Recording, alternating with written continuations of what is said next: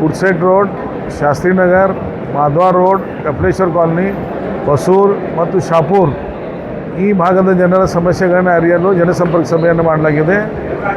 ಈ ಭಾಗದ ನಗರಸೇವಕರಾದಂತಹ ರಾಜು ಬಾತ್ಕಂಡೆ, ಗಿರೀಶ್ ದೋಂಗಡಿ, ರವಿ ಸಾಂಬ್ರೇಕರ್, ಜಯಂತ್ ಜಾಧವ್ ಮತ್ತು ಭಾಗವತ್ ಅವರು ಈ ಕಾರ್ಯಕ್ರಮಕ್ಕೆ ಉಪಸ್ಥಿತರಿದ್ದಾರೆ. ಸುಮಾರು 20ಕ್ಕಿಂತ ಹೆಚ್ಚು ಡಿಪಾರ್ಟ್ಮೆಂಟದ ಅಧಿಕಾರಿಗಳು ಇದರಲ್ಲಿ ಭಾಗವಹಿಸಿದ್ದಾರೆ. ಇಲ್ಲಿ ಅನೇಕ ಜನ ತನ್ನ ಸಮಸ್ಯೆಗಳನ್ನು ಹೇಳಿ ಇಲ್ಲೇ ನಿವಾರಣೆ ಮಾಡುವಂಥದ್ದು ಬಹುತೇಕ ಆಗಿದ್ದದ. ಕೆಲವೊಂದು ಸಮಸ್ಯೆಗಳು ಉನ್ನತ ಮಟ್ಟದ ಅಧಿಕಾರಿಗಳ ವ್ಯಾಪ್ತಿಯೊಳಗಿರೋದ್ರಿಂದ ಅವು 15 ದಿವಸ, 1 ತಿಂಗಳ ಟೈಮ್ದಲ್ಲಿ ಅವು ಪರಿಹಾರ ಮಾಡುವಂಥದ್ದು ಮಾಡ್ತಾಯಿದ್ದೀವಿ. ಇದೇ ರೀತಿ ಬರುವಂಥ ದಿವಸಗಳು ವಡಗಾಂವ್ ಕಾಸ್ಬಾಗಿರ್ಬೋದು, ಟಿಳಕವಾಡಿ, ಹಿಂದವಾಡಿ, ಭಾಗ್ಯನಗರ ಇರ್ಬೋದು, ಚೆನ್ನಮ್ಮನಗರ, ಊರು ಪ್ರಸಾದ್ ನಗರ್ ಈ ರೀತಿ ಆ ಭಾಗದಾಗಿರ್ಬೋದು. ಈ ರೀತಿ ಒಟ್ಟು ಇನ್ನು 4 ವಾರಗಳು ನನ್ನ ದಕ್ಷಿಣ ಕ್ಷೇತ್ರದ 4 ಕಡೆ ಮತ್ತು ಜನಸಂಪರ್ಕ ಸಭೆಯನ್ನು ನಾವು ಮಾಡ್ತಾಯಿದ್ದೀವಿ.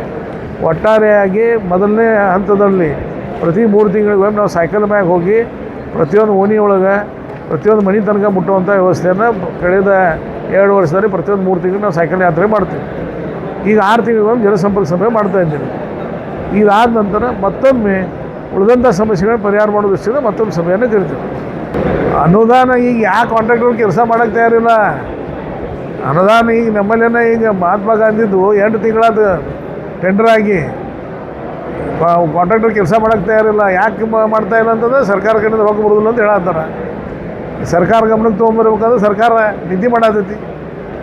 2 ಸಲ ಸಂಬಂಧಪಟ್ಟಂಥ ಮಂತ್ರಿಗಳ ಗಮನಕ್ಕೆ ತೊಗೊಂಬಂದಿದ್ದಾನೆ ನಾನು. ಇದನ್ನು ಸಂಬಂಧಪಟ್ಟಂಥ ಇಲಾಖೆ ಅಧಿಕಾರಿಗಳ ಗಮನಕ್ಕೆ ತೊಗೊಂಬಂದಿದ್ದಾನೆ ನಾನು. ಆದ್ರೂ ಅವ್ರು ಏನೂ ಮಾಡ್ತಾಯಿಲ್ಲ. 2018 ಏನು ಮನೆ ಕೆಲವೊಂದು ಬಿದ್ದಿದ್ದು ಅವು 2022-23 ತನಕ ಕೆಲವೊಂದು ಕಡೆ ಅಪ್ರೂವ್ ಆಗಿದಾವೆ. 23ಕ್ಕೆ ಅಪ್ರೂವ್ ಆಗಿದ್ದು ಚುನಾವಣೆಗಿಂತ ಮೊದಲ. ಆ ಚುನಾವಣೆ ಆದ ನಂತರ ರೊಕ್ಕ ಕೊಡಬೇಕಾಗಿತ್ತು.